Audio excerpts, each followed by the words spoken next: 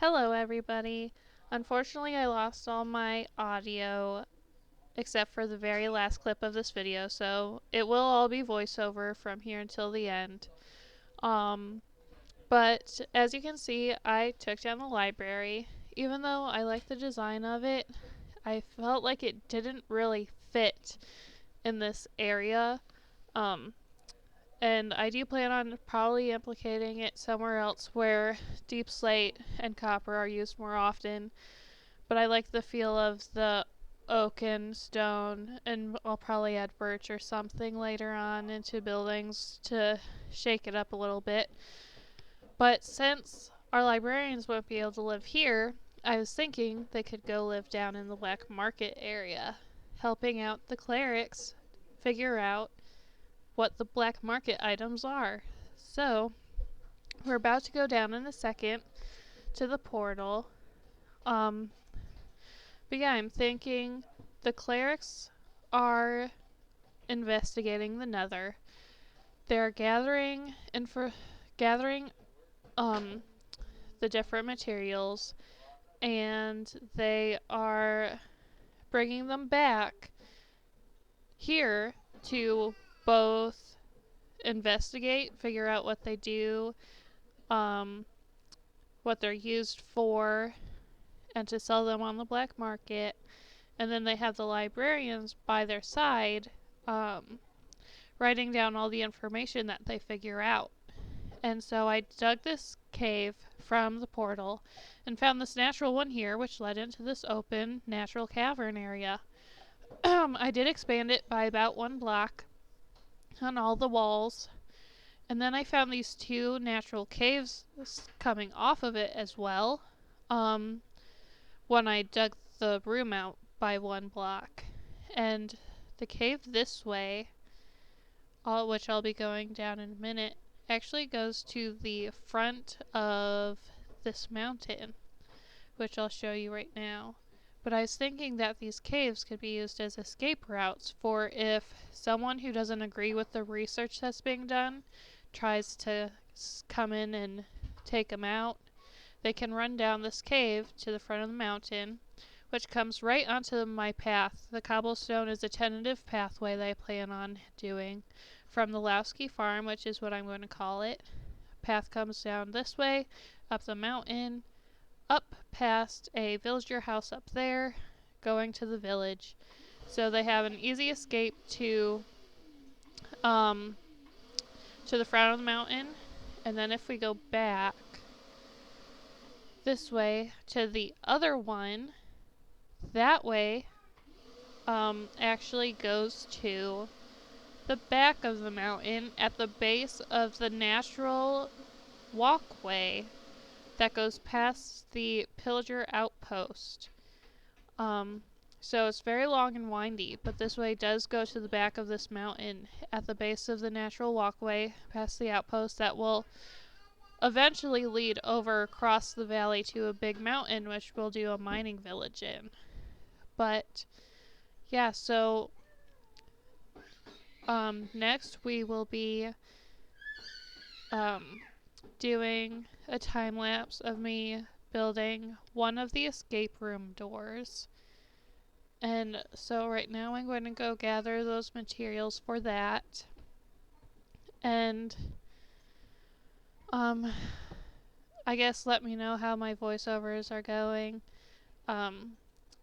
If they're not great, let me know, and I'll try to avoid losing my audio again. Because at least for me, this is a little weird recording over my video. But anyways, here comes the time lapse of me building the escape door, and I hope you enjoy it.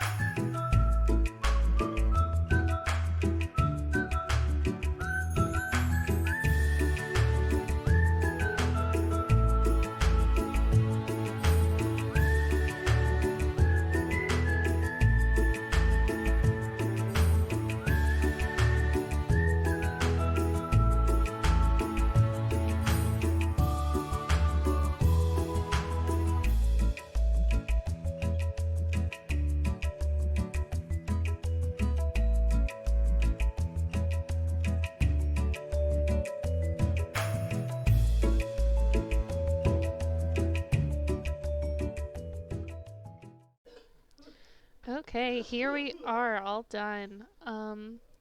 So there's one of the doors, and here's the second one that I did after the time lapse. I just did it off camera. So how this is gonna work is I'm gonna put soul sand on this hopper because it's less than a full block, so it will suck up the key when it lands on the soul sand. So you'll throw it in, and then you'll try and run through the doors, and then you'll be able to pick up the key on the other side if we just wait here for a second. And there it is. Let me cover this up real quick, and then I will just break through to get back. So this one works, and now let's go see to make sure this one works. I have plenty of extra keys, so I won't bother wandering through. But now I guess it's probably about time to decorate, but I don't have any materials that I need yet. So I think I'm going to real quick go and gather up those materials so that we can start building and decorating this room for the stuff that we'll need to kickstart this black market area. Okay, I'm back. I made it from the Nether. And here's all the stuff that I got, plus a few extra stacks of some of the stuff like the different wart blocks. So what I'm thinking for this room is I want to have like a warp section and a crimson section, soul sand, so forth. But I don't want it to be like pie slices. I don't want it to be smooth cut. This is that section, this is that section. I want it to kind of be blended together to be more cohesive like one room, but you can still see the individual identities of the different biomes. And I did find one ancient debris, which was really cool and did not expect to do. And I have some of the mob drops because I figured the clerics are going to want to know about the mobs. So I'm thinking for the feel of when you enter is I want when you come to the portal, you can't really see. I want it to be lit up, but not to be super obvious. So I'm thinking of having soul lanterns here, so it has a bit of that foreign objects being used in a very hidden way.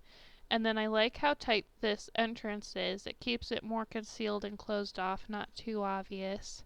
And having pillars here, so to keep the doorway small, and then we'll have all the different themed areas in this small room. And I'm thinking here to have an entrance activated by a lever to a lab, so it won't be like the emergency exits. It will be open from both ways, where they'll be doing the actual research on the stuff, whereas this is just the market front. This is only what the people will see when they come to buy stuff, when really there's a bigger organization in the back doing deeper, more complex research. So I'm going to do this in a time lapse, and I hope that you enjoy what the room will look like.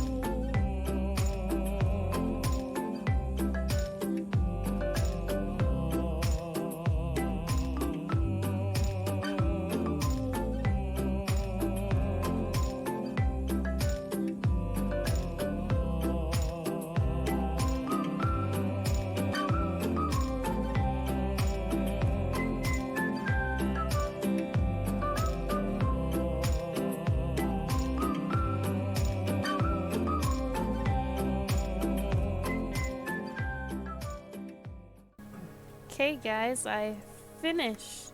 This is what the entrance looks like. And look at this. I'm really proud of myself. I really love how this looks. And I do plan on like putting chests around each of the biomes to put the items that are for sale in. Probably not a lot because they're supposed to be rare. And these little soul sands in the corner are the key drops, so just drop and run. Wait a second, should pop up there. And then back here, what this hole is, so I'm thinking that this will be a door activated by a lever into a lab type area. And then I also realized I forgot to tell you how the redstone works. So this is where I drop the key, and it goes into a impulses like storage system detector thing. So I have the filter set so it only takes emergency keys. And then I don't know why this is in the way. And then we'll go into this dropper down here. Oh, there's an extra one. So we'll go into here. And while it's going into there, when this redstone gets activated, when it detects the key, this observer detects that, which then powers a timer to tell the doors when to shut back off. So we'll activate the doors to open, timer will go for a very short time. I think it is only 3 wooden shovels, and then it will power them back off when the timer resets. And then it also powers this way a timing to when to dispense the key back up to the surface. So that's kind of what my redstone is. Maybe it could be smaller, I don't know, but I figured it out by myself. But anyways, I think this is all the time that I have for today, so thank you for watching. I hope you enjoyed, and I hope that you like this room as much as I do, and I hope you have a great day. Bye!